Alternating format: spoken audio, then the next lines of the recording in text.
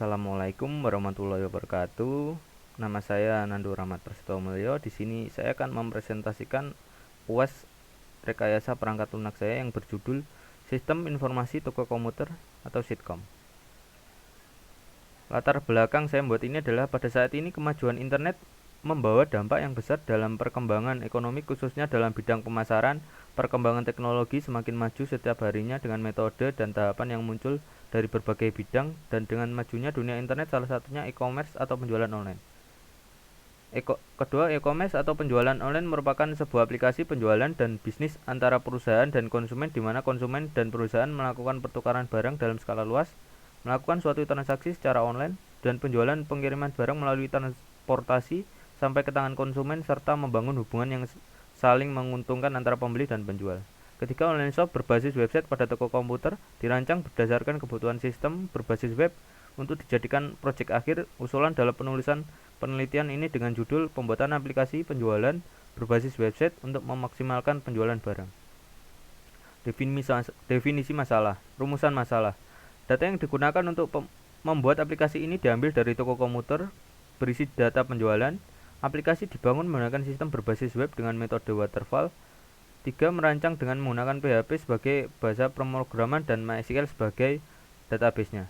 Analisa kelemahan sistem. Sistem login menggunakan CAPTCHA sehingga memperlambat login dan melakukan transaksi. 2. Pengerekapan dokumen tidak efisien dikarenakan sering terjadi kehilangan dokumen. 3. Kurangnya pembuatan laporan dalam penjualan dan pembelian tersebut, maka pemilik usaha tidak mengetahui berapa pengeluaran dan pemasukan tiap akhir bulan dan akhir tahun. Analisa kebutuhan sistem, yaitu kebutuhan fungsionalnya. Nomor 1 yaitu pemesanan dan pembayaran. Yang terlibat adalah admin, di mana kegiatan itu dilakukan adalah di produk dan invoice. Kapan kegiatan itu dilakukan adalah diakses setiap hari. Bagaimana kegiatan itu dilakukan adalah saat customer atau konsumen melakukan pemesanan produk dan melakukan pembayaran barang. Nomor 2 adalah pengecekan pemesanan. Yang terlibat adalah admin, di mana itu terjadi adalah di halaman admin. Kapan kegiatan sistem terjadi adalah saat konsumen melakukan pemesanan. Bagaimana kegiatan itu dilakukan adalah saat admin melakukan pengecekan pemesanan. Nomor 3 adalah pengecekan pembayaran. Yang terlibat adalah admin, di mana kegiatan itu dilakukan adalah di halaman admin. Kapan kegiatan itu dilakukan adalah saat konsumen melakukan pembayaran. Bagaimana kegiatan itu dilakukan? Saat admin melakukan pengecekan apakah konsumen sudah melakukan pembayaran atau belum. Nomor 4 adalah laporan pemesanan dan pembayaran. Yang terlibat adalah admin, di mana itu terjadi adalah di halaman pemesanan. Kapan kegiatan itu dilakukan adalah saat proses menuju pengiriman barang. Bagaimana kegiatan itu dilakukan adalah saat admin melakukan laporan pemesanan dan pembayaran. Nomor 5 adalah pengiriman barang. Yang terlibat adalah admin. Kapan kegiatan, di mana kegiatan itu terjadi adalah di pengiriman barang. Kapan kegiatan itu terjadi adalah saat penjual melakukan packing untuk pengiriman barang.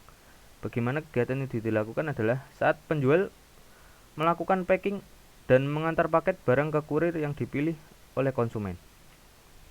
Analisa kebutuhan sistem, kebutuhan non-fungsional. Software pendukung ada Visual Studio Code, SAM PP Control, browser, dan Canva. Hardware pendukung ada laptop, monitor, CPU, hard disk, mouse, dan printer. Kemudian berikut gambar dari arsitektur sistem kita. Ada PHP sebagai bahasa pemrogramannya dan MySQL sebagai database-nya. Berikutnya adalah data flow diagram, customer, sistem informasi e-commerce, dan admin. Berikut data flow diagram DFD level 1-nya seperti ini. Dan kemudian ini ada ERD atau Entity Relationship Diagram, ada user, kategori, katalog, dan jenis. Berikut merupakan rancangan interface dari webnya. Ada form login admin seperti ini contoh tampilannya. Ada welcome admin. Kemudian ada menu dashboard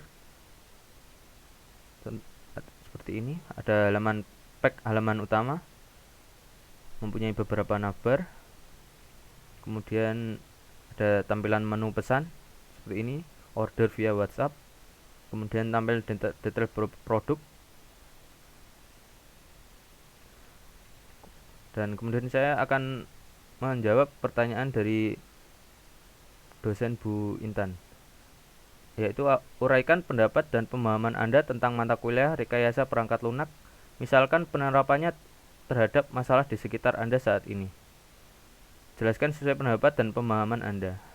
Menurut saya, pemahaman saya tentang rekayasa perangkat lunak adalah merupakan sekumpulan data yang tersimpan dan terprogram oleh sistem komputer. Dan contoh penerapannya itu seperti perangkat lunak pendidikan, program perhitungan akuntansi, dan mungkin masih banyak lagi. Oke, thanks. Terima kasih untuk waktunya. Jika saya ada salah kata, mohon dimaafkan. Sekian. Wassalamualaikum warahmatullahi wabarakatuh.